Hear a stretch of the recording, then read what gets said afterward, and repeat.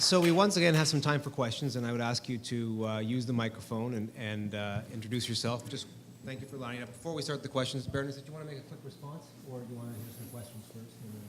I mean, I think there were one or two issues that struck me there. One was gratifying to hear the endorsement of past progress, really gratifying, and it would be great to be able to build organically on that without the dislocation of the restructuring, but we're not going to have that opportunity. We just must cling on to the past progress and make sure we don't lose it. I was very interested also in the issue of rationalisation of services, and I think that is a real conundrum as to how big a scale rationalisation is going to take place in the system. So those were the 2 points that really came home for me. But I'm not going to go back and tell everyone to emigrate, by the way. Thank you. Questions from the floor.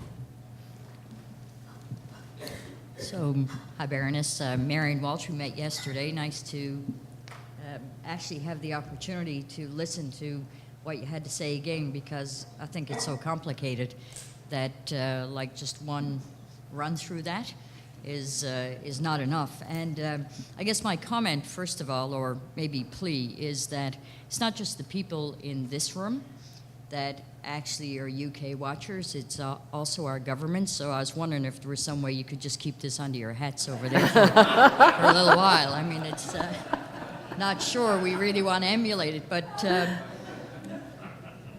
so I would say, I'm one of my big concerns, or one of the things that I think a number of us have really admired and longed for about the UK system, is this thing that, Ross, you talk about as structures actually do matter. And I think one of the defining features of the UK that many of us have longed for is this idea of the NHS, and the fact that there is a national vision and a national standard, and when you ask people where they work and where they get their service from, and if you look at the opportunities that provides for strength in not just thought leadership, but economies of lots of things that allow you to deliver on quality, safety, and support providers, and so on, to deliver quality products. So, my big concern around this reform is, first of all, we'll hear about the fact that you're actually looking at the 100,000 flowers blooming that we have and doesn't work so well. And, but secondly, what does this mean for really this shift to localness, which is a real slippery slope, what it actually means for, that national identity and national standards and really the NHS-ness that many of us have admired for a long time. Thanks. Sounds like maybe the Baroness should get the first shot at answering that. Would you like to? And then Well, I hadn't thought about it before as being a set of reforms that would take the N out of NHS, but I mean, that is possibly what we're talking about, to be honest. I hope that the outcome framework that the NHS Commissioning Board develops will try to keep some degree of consistency about the whole thing, but I think the structures that deliver are going to be so different that is to some extent going to mean that we have less of a single managed system and much more of a fluid commissioned market than we've experienced before. It'll be interesting to see the NHS's ability to just dig in and do the minimum to satisfy the requirements and still cling on to some of the principles that it's worked with over the last 60 years. I'm kind of half hoping that that will be the case. The big problem, of course, about the NHS and the leadership thing is that one of my concerns is the kind of lemming principle that the NHS leadership is very good at. If somebody says that the way to salvation for the National Health Service is to do double backflips off a cliff of death, NHS management will do it with Olympic style because that's what they're good at. They're good at taking impossible tasks and making something out of them. So I do hope that this time they dig in a bit and keep the Conservative government happy to an extent, but continue to cling on to the principles that have really shaped the NHS for the past. Thank you. Ross, did you have a comment? I just wanted to say that I think one of the things that one of the things that will provide an ongoing sort of set of standards here is the strengthening of NICE and the notion, I think it's 150 clinical areas where NICE will be offering specific guidance about what kind of care or how it will be delivered. So to go to Ben's point about will we see more local variation, I think the thought is, I mean, again, execution is the key. The thought is that NICE will be providing the sort of input on, you know, what kinds of care should we be providing and how are we going to do this and who's going to do it. But of course, the devil's in the detail at a local level when you make decisions about where you're going to be investing your money. And, you know, as we sit here in the hangover following the election last week, you know, we really wonder about, you know, the capability of local government to execute on these complex agendas as they stand, right? I mean, transit is complicated, but healthcare is, you know, Byzantine, and you know, so we have to figure out a way to, you know, make sure that we don't lose that sort of capability to turn the plans into action. Any other comments from the other panelists? Or? In terms of the issue of localness, healthcare is all about microcultures, and inside of each organization we have microcultures, and inside of the system as well we have microcultures, and that whole notion of localness has the potential to contribute to significant local variation around how care is delivered. And in the absence of really clear standards that come from the center that are evidence informed and a requirement to comply with those standards, that whole localness issue could actually take us back to opinion-based care as opposed to evidence-informed care, and wide variation not only in the availability of services but the way the services are delivered. And at the end of the day, it creates variability in outcome for patients, and it's the patients who suffer in that kind of local environment if we're not really careful. So NICE is nice, and the Ontario Health Quality Council, when it gets its chops, will be nice and important in terms of dealing with that notion of localness. Okay, next question.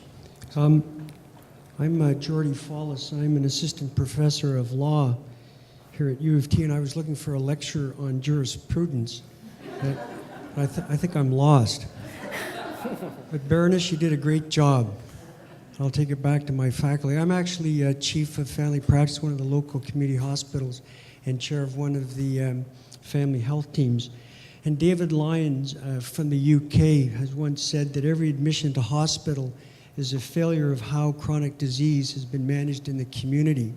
And I just wondered how you've been able to integrate the hospitals and primary care to strategize on his thoughts.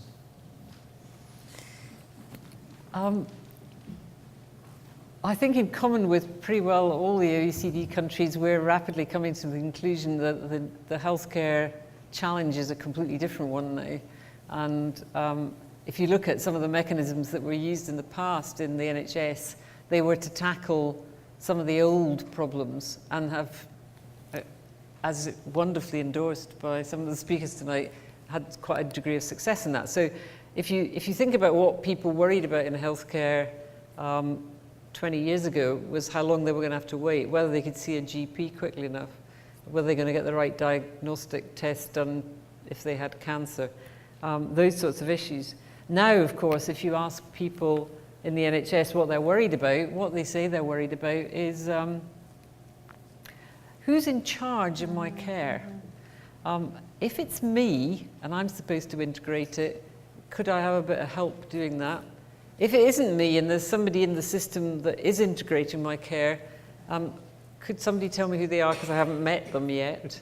And the whole question of how we deal with the care pathways that are going to become more and more important as more and more of us live longer and get bigger accumulations of chronic disease that interact with each other is going to become more and more important. And that's where I think that some of the austerity measures could have a good influence in the NHS context, because it's clear that in many of these care pathways we're spending money in the wrong bits. We're spending them picking up the pieces of complications rather than investing upfront in the prevention and secondary prevention agenda, and in helping people move towards the end of life with multiple conditions.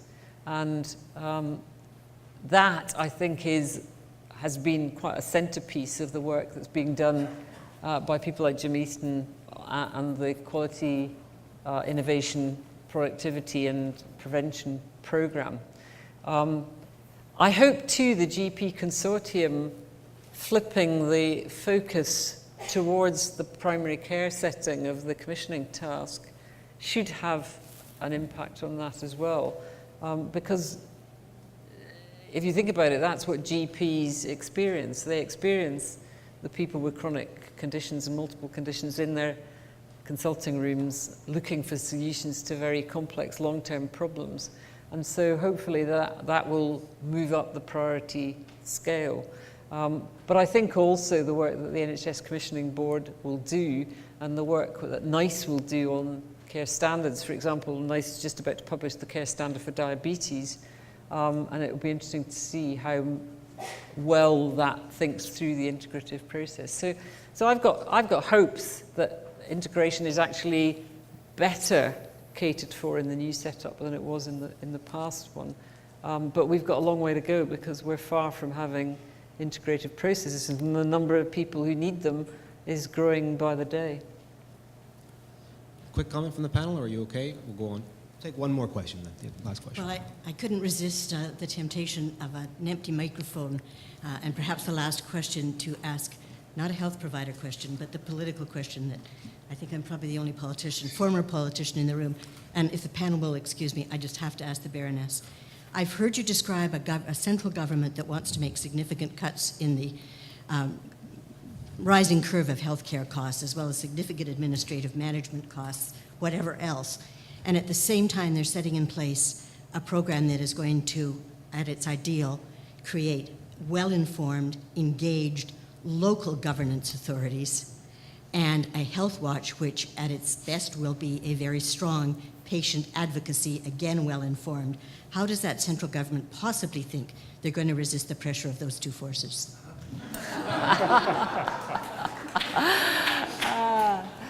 I will cherish that one and I'll take it back to the Secretary of State. I think, quite frankly, you'd like to come over and ask him it yourself. You can either look upon government as being very brave and very aspirational, which I think they are. You know, I mean, give him his due. I think his heart's in the right place, the Secretary of State. I'm not sure about some of his colleagues on the cabinet when they really kind of twig just exactly what is being proposed. But I suspect his fallback position in the privacy of one's own party would be to say that the reality is it'd have to be a very successful process to get that degree of clout in the consumer voice. I think a lot of people will be working hard to get that consumer voice as powerful as possible. But the reality is, you know, for 60 years, we've been trying to improve the power of the consumer voice in healthcare. And the big battalions of the providers, the big institutional providers and the professional groupings are still pretty strong. So I don't think the Secretary of State's got to worry too much that he's going to find himself on the run. Perhaps an appropriate note to end on. So please then, before I welcome Kathy back up to close us off, please join me in thanking the panelists one last time.